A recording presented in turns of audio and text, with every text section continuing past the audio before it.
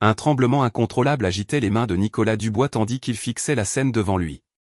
Sa fille de 7 ans, Chloé, était levée sur les marches de marbre de leur grande maison de campagne en Provence, enveloppée dans une couverture sale et déchirée. À ses côtés, un jeune garçon noir, peut-être âgé de 12 ans, vêtu de vêtements bien trop légers pour le matin glacial de décembre, l'entourait de ses bras. Son propre corps était secoué de violents frissons. Tous deux avaient les lèvres bleues. Tous deux étaient presque immobiles. Chloé! Le hurlement de Nicolas déchira le silence de l'aube alors qu'il courait vers eux, ses chaussures de marque glissant sur les marches givrées. Les yeux du garçon s'ouvrirent péniblement, des orbes d'un brun profond qui renfermaient une bravoure qu'aucun enfant ne devrait avoir à porter. « Elle va bien » chuchota Théil, sa voix fêlée par le froid. « Je l'ai gardée au chaud.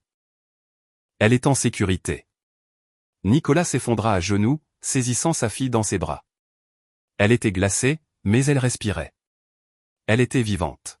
« Qui es-tu » demanda Nicolas au garçon, des larmes inondant son visage.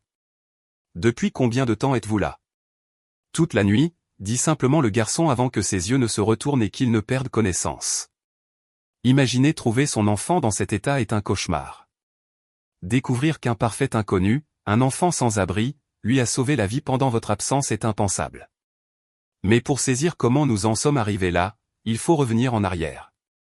24 heures plus tôt, Léo Martin était assis sur un banc à l'extérieur de la bibliothèque municipale, regardant le soleil décliner sur le quartier cossu d'un village provençal qu'il avait rejoint à pied. À 12 ans, Léo vivait dans la rue depuis 2 ans. Depuis le décès de sa mère et sa fugue du premier foyer d'accueil, il avait appris à survivre. Il savait quelle poubelle derrière quelle boulangerie et quel bistrot contenait les meilleurs restes, quel refuge posait le moins de questions, quelle rue était sûre pour dormir. Mais l'hiver était différent. L'hiver était un tueur. Léo resserra sa veste mince, un rempart dérisoire contre le froid de décembre. Des jeunes plus âgés lui avaient volé son sac de couchage 3 semaines auparavant. Il ne lui restait qu'une petite couverture trouvée derrière une boutique de seconde main, à peine suffisante pour ses épaules. Cette nuit s'annonçait comme la plus froide de l'année. Moins 12 degrés Celsius, peut-être moins, selon la météo. Léo savait qu'il devait trouver un véritable abri. Mais le plus proche était à 8 kilomètres, et il était accablé par la fatigue, le froid et la faim. Juste un instant, se dit Léo, bien qu'il sût le danger. 5 petites minutes. Il faut comprendre quelque chose d'essentiel sur Léo. Il avait toutes les raisons d'en vouloir à la vie. Sa mère, Sandrine, était morte à ses 10 ans d'un cancer pour lequel il n'avait pas de traitement. Il avait été placé dans 3 foyers en 6 mois, chacun pire que le précédent. La dernière famille, les Bernard, détournait les allocations et le nourrissait à peine. Alors Léo s'est enfui. La liberté de la rue lui semblait préférable à une captivité misérable. Mais ce qui distinguait Léo, c'était sa bonté. Malgré la cruauté du monde, il était resté bon. Il partageait sa nourriture, aidait les personnes âgées, rendait les portefeuilles perdus même quand la faim le tenaillait. Sa mère lui avait inculqué cette valeur fondamentale. Nous n'avons peut-être pas d'argent, mais nous avons notre cœur. Ne perds jamais ça, Léo. Jamais. Et il avait gardé ses paroles précieusement. Léo se releva, les jambes engourdies. Il devait se mettre en route avant que la neige ne commence à tomber. C'est à ce moment qu'il entendit des pleurs. Doux, apeurés. Le son provenait de derrière un imposant portail en fer qui gardait l'une des immenses maisons de campagne du quartier. En s'approchant, il vit une petite fille en pyjama rose assise sur les marches. Elle pleurait, serrant ses genoux, son petit corps tremblant. Sans manteau, sans chaussures, par une température de moins 12 degrés Celsius. Et, appela doucement Léo. Tout va bien ? La fillette releva la tête, le visage rougi par les larmes, les cheveux blonds ébouriffés. Je suis coincée dehors, dit-elle d'une voix chevrotante. La porte ne veut pas s'ouvrir. J'ai sonné, mais personne ne répond. J'ai si froid. Léo examina l'immense bâtisse. Des lumières brillaient à l'intérieur. Il devait y avoir quelqu'un. As-tu essayé de frapper fort ? Demanda Léo. Oui. J'ai frappé de toutes mes forces, mais la maison est trop grande. Personne ne m'entend. Elle se remit à pleurer. La neige commençait à tomber. En 2 ans de rue, Léo avait appris à reconnaître un temps dangereux. Cette tempête allait être terrible. La petite ne passerait pas la nuit. Il pouvait partir, aller au refuge, se sauver lui-même. Personne ne pourrait le blâmer. La voix de sa mère résonna en lui. Nous avons notre cœur. Léo prit sa décision. J'arrive, lança-t-il à la fille. Le portail faisait bien 3 mètres de haut, mais Léo était agile. Il grimpa, ses doigts gelés luttant pour s'agripper au fer, et sauta de l'autre côté. La fille l'observa, les yeux bleus écarquillés, tandis qu'il remontait la longue allée. Qui es-tu? Léo. Et toi? Chloé, dit-elle en s'essuyant le nez sur sa manche. Tu vas m'aider? Je vais essayer. Léo martela la porte massive, une porte qui valait probablement plus que le salaire annuel de sa mère.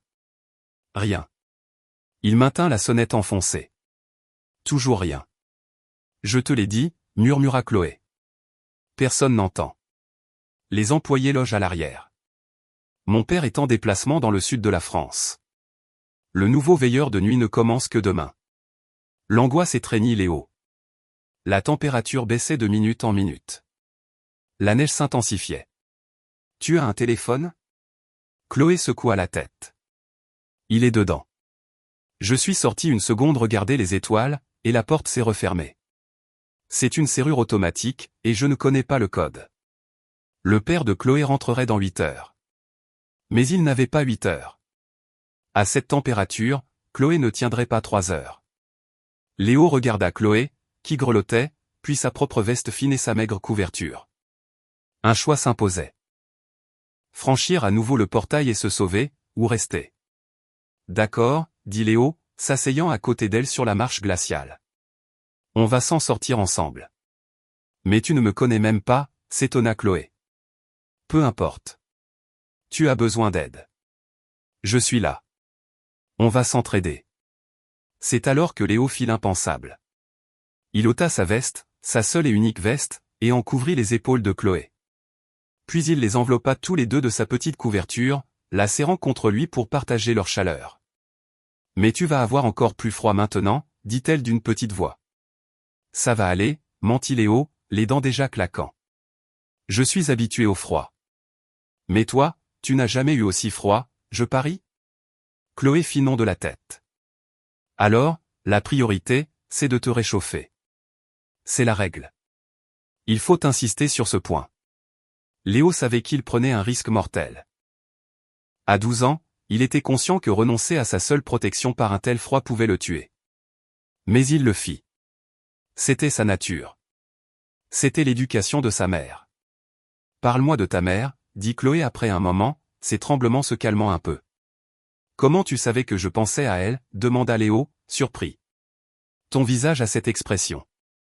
Je l'ai aussi quand je pense à ma maman. Elle est morte quand j'avais 5 ans. Léo comprit alors que cette petite fille riche et lui partageait la même blessure, le même vide au cœur. La mienne est morte il y a 2 ans, confia Léo. Un cancer. On n'avait pas les moyens de payer les soins qui auraient pu la sauver. Je suis désolé, souffla Chloé. C'est injuste. Oui. Mais elle m'a appris à rester bon, même quand le monde est méchant. C'est la seule façon de rester humain. C'est pour ça que tu m'aides? Malgré le froid. Oui.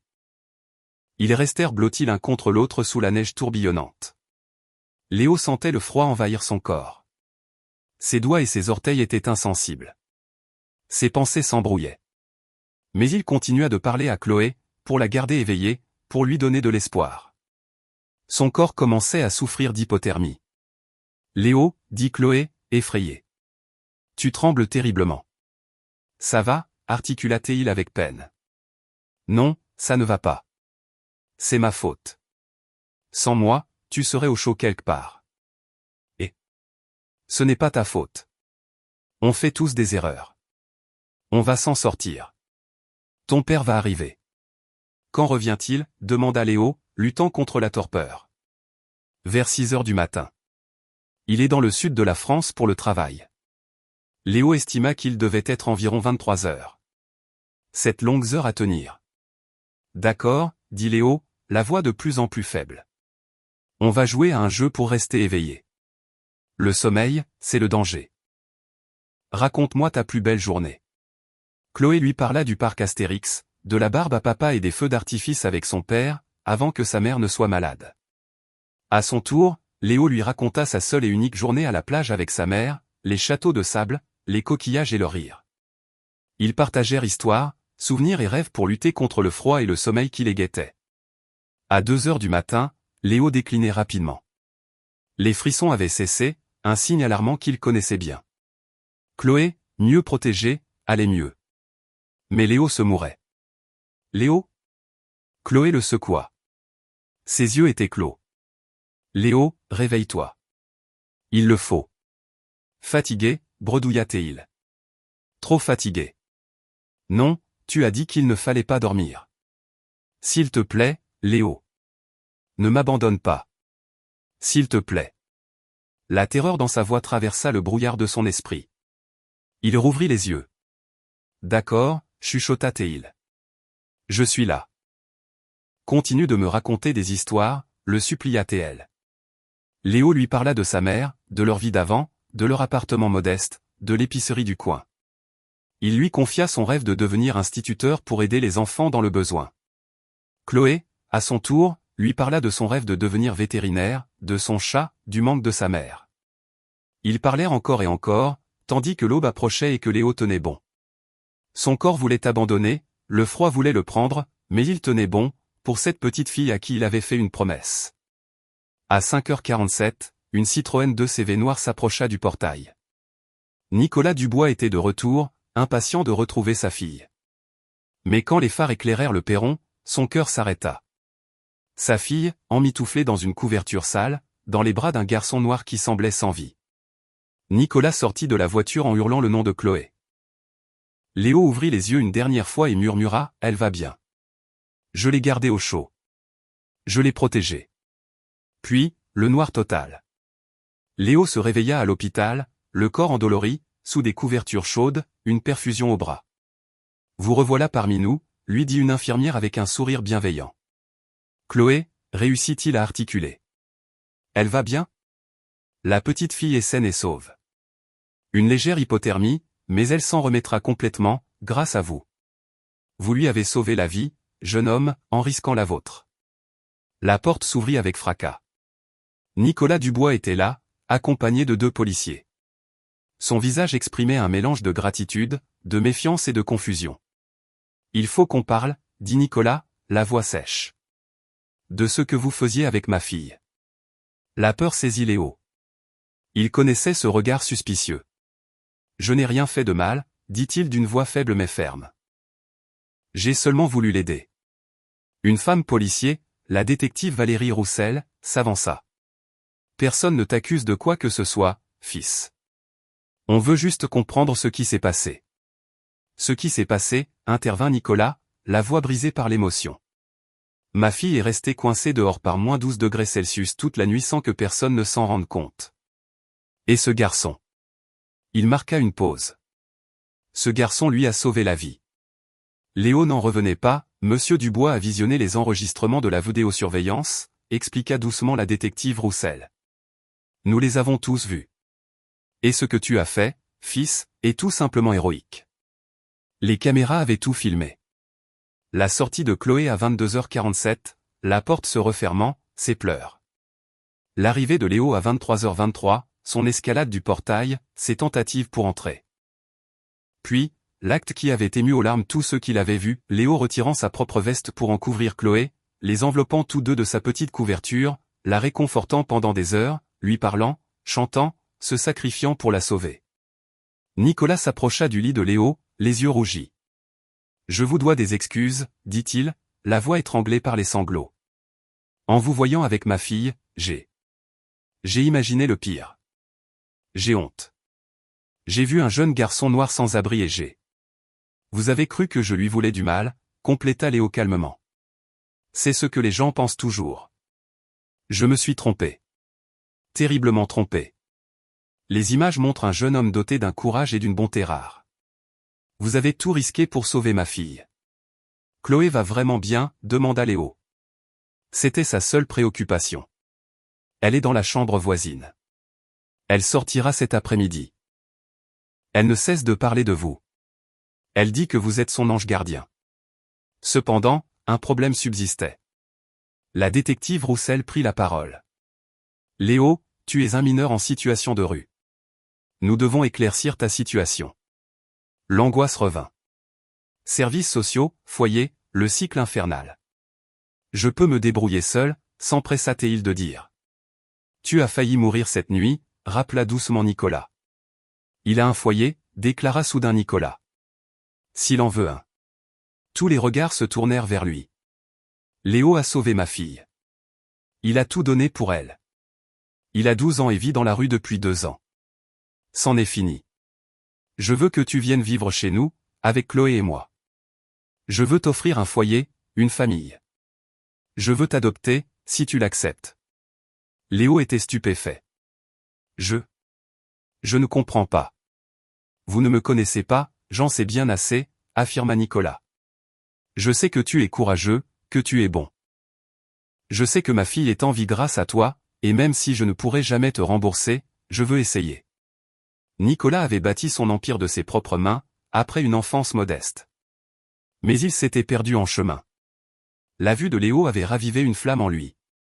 Monsieur Dubois, intervint la détective, ce n'est pas si simple. Léo est sous la tutelle de l'État. Il y a des procédures à suivre.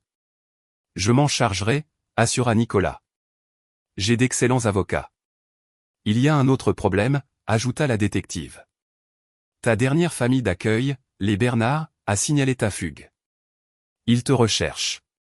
Le sang de Léo se figea. Les Bernard. Non, dit-il, paniqué. Je n'y retournerai pas. Je fuguerai encore. Tu n'auras pas à le faire, promit Nicolas. Je te le jure. Les Bernard ont toujours la garde légale, expliqua la détective. À moins de prouver qu'il y a eu négligence ou maltraitance. Alors, prouvons-le, rétorqua Nicolas. Léo, raconte-nous. Léo inspira profondément et raconta son calvaire. Les 5 enfants placés chez les Bernard pour les allocations. Les repas frugaux, les matelas au sol, les corvées incessantes. La ceinture de Monsieur Bernard. Une nuit, il m'a frappé si violemment que je ne tenais plus debout. J'ai compris que la rue valait mieux que cet enfer. Je me suis enfui. Nicolas serra les poings de rage. Ils ne t'auront pas, 2 heures plus tard, Chloé fit irruption dans la chambre. Léo. Elle l'enlaça. Tu es réveillé. Papa veut t'adopter. Tu seras mon frère. Tu veux bien? Léo regarda la petite fille avec qui il avait partagé la nuit la plus longue de sa vie. Oui, répondit-il, la gorge serrée. Ça me plairait beaucoup. Les 3 jours suivants furent une lutte acharnée. Les Bernard, assistés d'un avocat, dépeignirent Léo comme un délinquant. Nicolas mobilisa les meilleurs avocats de la région. La détective Roussel lança une enquête officielle. L'affaire fut portée devant le tribunal de la famille. Léo, vêtu de neuf, était assis entre Nicolas et son avocat. En face, les Bernard arboraient des mines faussement compatissantes. La juge Marie Lefebvre, après avoir examiné les pièces du dossier, s'adressa à Léo. Léo, dit-elle avec douceur, j'ai lu ton histoire. Mais je veux t'entendre. Que souhaites-tu? Je veux une famille, répondit Léo d'une voix claire. Je veux cesser d'avoir peur. Je veux être avec des gens qui me voient pour ce que je suis, pas comme une source de revenus ou un fardeau. Il se tourna vers Nicolas et Chloé. Penses-tu que Monsieur Dubois et sa fille te voient ainsi? Demanda la juge.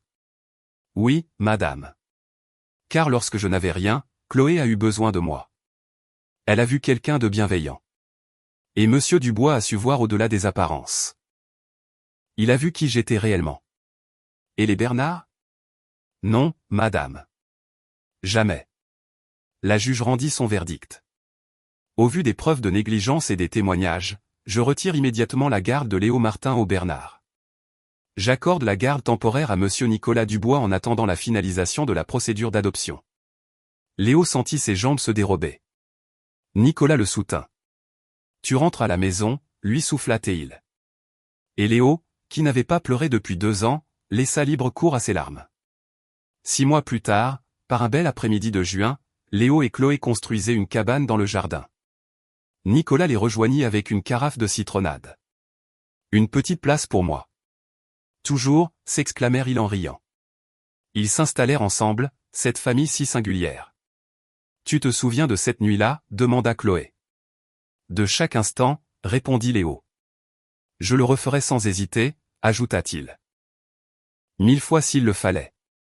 Les yeux de Nicolas s'embuèrent de larmes de bonheur. Le miracle, dit-il, c'est que cette nuit-là, j'ai cru tout perdre. Mais en réalité, j'ai tout gagné. J'ai retrouvé ma fille et j'ai gagné un fils dont j'ignorais avoir besoin. Tu as sauvé bien plus que Chloé, Léo. Tu nous as tous sauvés. Le soir venu, Léo contempla le ciel depuis la fenêtre de sa chambre. Il sortit la seule photo qu'il possédait de sa mère. J'ai tenu ma promesse, maman, murmura-t-il. Je suis resté bon. Et regarde où la bonté m'a mené. On frappa à sa porte. C'était Chloé. Papa prépare du chocolat chaud. Tu viens?